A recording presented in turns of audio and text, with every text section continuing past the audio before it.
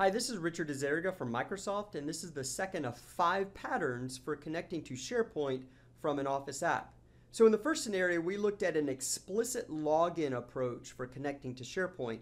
Here, we're actually going to embed our app for Office inside an app for SharePoint.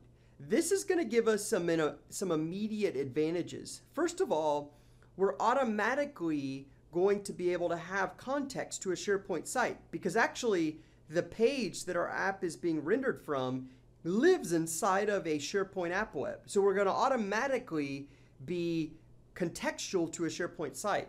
The second thing is because we're already pointing to a page inside of SharePoint, we're going to be inherently logged in. So I'm going to have a user identity in this scenario.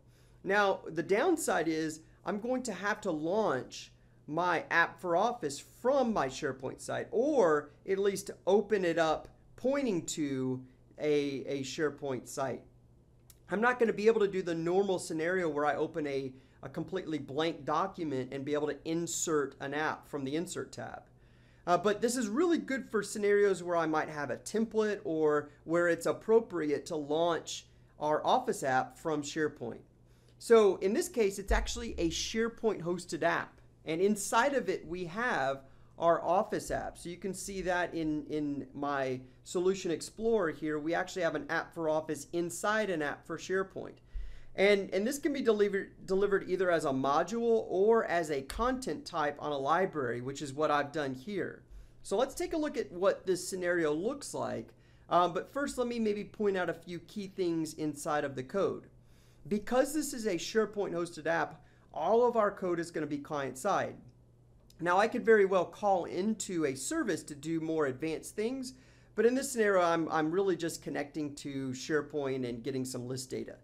So the first thing I need to do is be able to, from within my app for Office, to know what my app web and my host web are. Now, those aren't parameters that are passed to the app like we are in an app for Office or an app for SharePoint. So here I need to actually be a little bit more creative. Now, one thing I can do is use the window.location, or I can look at the document URL to see what the actual URL is of our app. And from there, I can decipher what the app web is and the host web.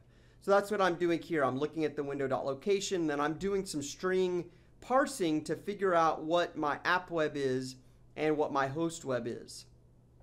From there, I can make normal AJAX calls to go and run REST queries. So here I'm going and performing a query to get all the lists on the host web. And then from there, I might go further to get actual data out of the lists. So let's actually take a look at what this looks like. Again, I'm not going to launch this from Office. I'm actually going to launch this from SharePoint. So we'll go ahead and press play. Just going to go ahead and launch our application. And the default page that I've set for this SharePoint app is just what I call the list exports list. And what I've done behind the scenes is I've set up a content type using our Office app template so that anytime someone creates a list export, it's going to use our app. So I can simply come to Files and say New List Export. And that's going to go open up Excel. And it's going to be a template. Now, there's not really much to this template. It's a blank Excel document, but it will have our app associated with it. And that's what you're seeing here. I have a blank Excel workbook, but over to the side, I have an app for Office that's in the process of loading here. So here in just a moment, this will continue to load. And when it does, it will be able to go and query contextually the SharePoint site, because this page that you're seeing here is actually being hosted from our SharePoint site. It's a SharePoint hosted Office app.